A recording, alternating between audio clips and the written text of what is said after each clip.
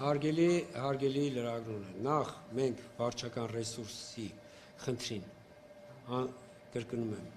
կարող ենք անդրադառնալ, երբ որ կունենանք թեկնածուներ։ Եվ երկրորդ հանգամանքը, որպեսզի որևէ գործողություն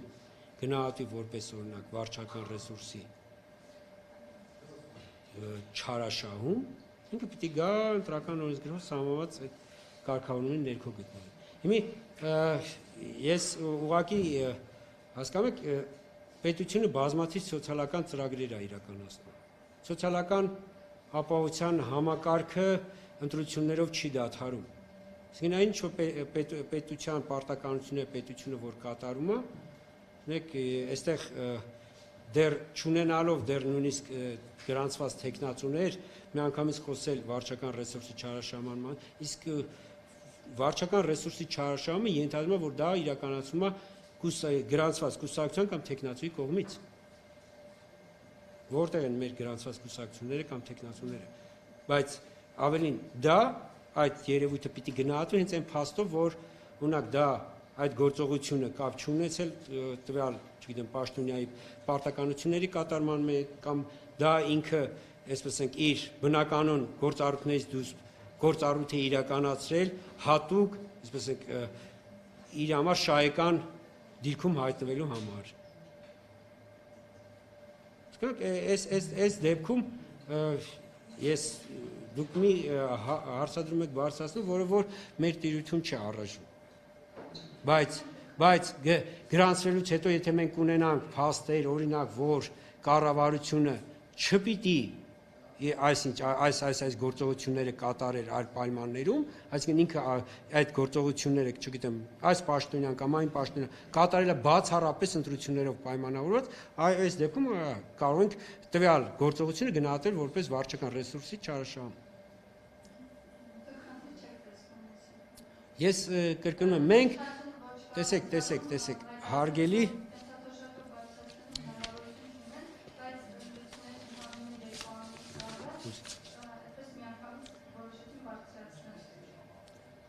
Հարգելի լրագրողներ ջան,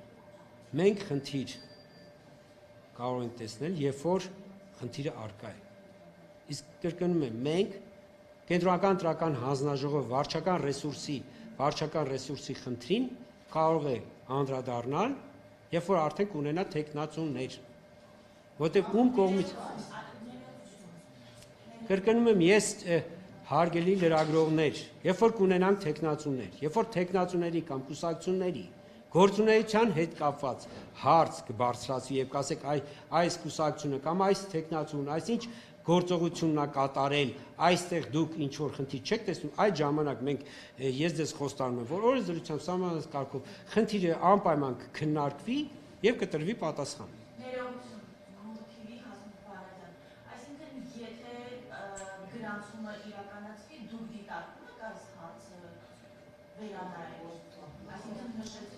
Հարգելի լրագրողներ, կրկնում եմ, պետության, որպեսզի մենք որևէ գործողություն դիտարկենք վարչական ռեսուրսի չարաշահման տեսանկյունից, վարչական ռեսուրսի չարաշահումը ընտրական օրենսգրքի 23 հոդվածն է, կարող եք դուք էլ բացել կարդալ։ Դա պետական պաշտոնյային տրված միջոցները իր պաշտոնական պարտականությունների կատարելու համար իր անձնական նպատակներով, այդ թվում նաև կուսակցական նպատակներով օգտագործելն է։ Բայց երբ որ ընտրությունները նշանակվում են, դա չի նշանակում, որ պետությունը պիտի դադարի գործել, հասկանում եք, որտեղ պետության սոցիալական ծրագրերը ոչ ընտրություններով են սկսվում, ոչ էլ ընտրություններով ավարտվում են։ Պետությունը ինքը օրգանիզմ է, ինքը այստեղ ես դրա համար եմ կրկնում, երբ որ մենք կունենանք թեկնածու եւ կունենանք փաստ, որ թեկնածուն կատարել է գործողություն, որը որ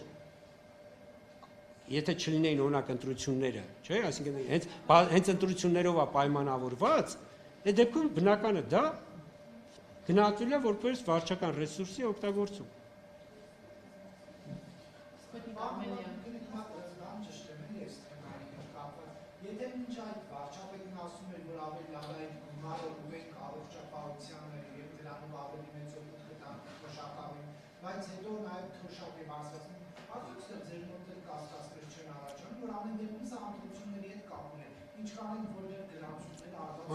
Անկյունակիսը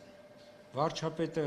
ինչ-որ ժամանակ առաջ մի բան հայտարարել, հետո մեկ այլ բան հայտարարել, այդ առնչությամբ վարչապետից պարզաբանում խնդրեք, հասկանում եք, ասենք վարչապետը ինչ-որ բան է ասել, դուք ասում եք, դուք այստեղ խնդիր չեք, ես կրկնում եմ, մեր